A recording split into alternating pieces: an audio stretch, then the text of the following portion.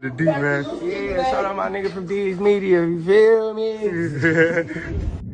Yo, it's your boy D's Media back again with another video. Like, comment, subscribe to the channel on the road to 100K.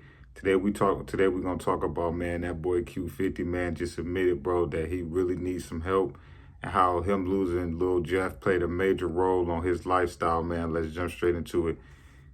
This young man just admitted to the internet that he taking 9 yerks a day to cope with losing Lil Jeff and the things that he done seen. Lil Bibby, Grade A, and Von, the Caucasian guy that owns Signal Records, that signed Vinyl 1700, signed Q52.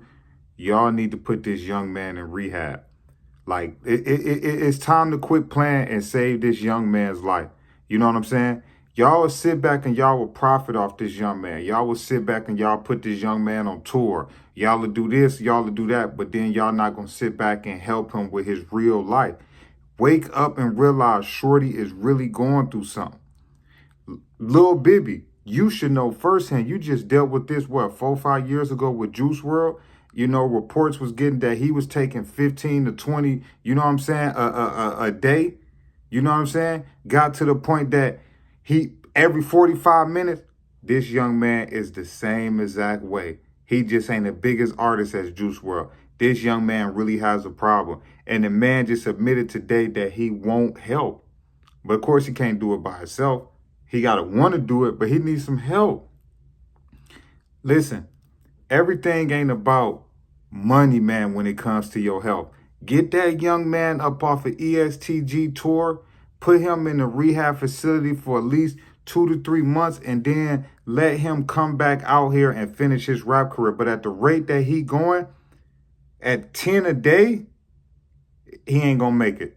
And that's just real. He ain't gonna last doing that. Then we live in a era where everything is cut with fatty and all types of stuff. This man be on IG. He was just in Washington, D.C.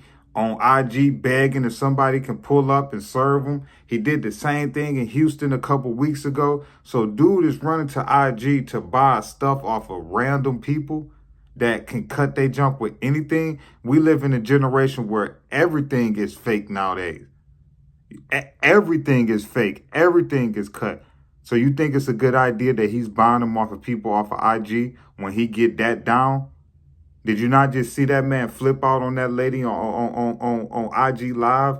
And he sat there and said, the only difference is when I don't got it, my stomach be balled up and all of that. I can imagine what this man go through when he ain't got it. And how I know this is because I had one of my favorite uncles in this world, man. Love him to death, man. I'm talking about, man, old school, man, dog, man, right? And one of the things that I used to always see my uncle go through is withdrawals when you ain't got it. You ain't the same person. You moody. Your stomach be hurting. You be leaning forward like this, just rocking back and forth, sweating. Like it's something serious when you don't got that type of stuff.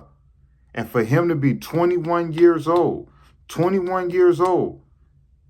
and got them type of problems on top of the cups, 10 a day on top of the cups, that's gonna tear his body down, man. If y'all really got love for that man, whether if you a friend, a family member, a loved one, or whatever, try to get that man some help. Don't sit back and wait like how y'all did Juice WRLD. Y'all sat there and let that man Juice WRLD take the whole medicine cabinet because he was a star, because he was bringing in all this money, making all these hit records. Oh, we don't want to make the star mad. We don't want him to go to another label. We don't want him to think that we ganging up on him. Man, bump that. That's true love, man. True love, you're not going to let somebody go down. That goes to show you, man, when somebody look at you like a dollar sign and somebody consider you a family. Because if you consider somebody family, you're never going to let them go out how y'all letting this young man go out. But the reality the flip side of that is why I try to tell y'all shorties to stay out these streets. That young man had probably seen a lot of stuff. Him and Lil Jeff probably did a lot of stuff. And when he get ready to go to sleep at night, everything he done did in his past, he imagined it when he going to sleep. Then on top of that, he got to live with the fact that He seen what happened to Lil Jeff. He took Lil Jeff to the hospital. He got to live with that for the rest of his life. That's something serious. That is a serious thing. That's like having PTSD when them dudes come back from the army. Think about it.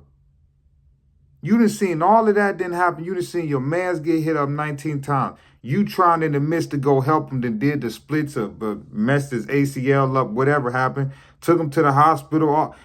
Lil Scoon passed away a month later. All this stuff going around, dude. And then y'all want this man to be a rapper? I don't see how his lifestyle, man, is gonna be sufficient, man. I wish dude the best, man, but at the end of the day, I know when somebody need help, man. I done got a lot of them type of people in my life, man. A lot of family members, a lot of homies, a lot of friends, uncles, then passed out, and we didn't have to put them in the tub with cold water. Like, it's real serious out there, man. Real serious, man. My uncle, man, almost had me like, man.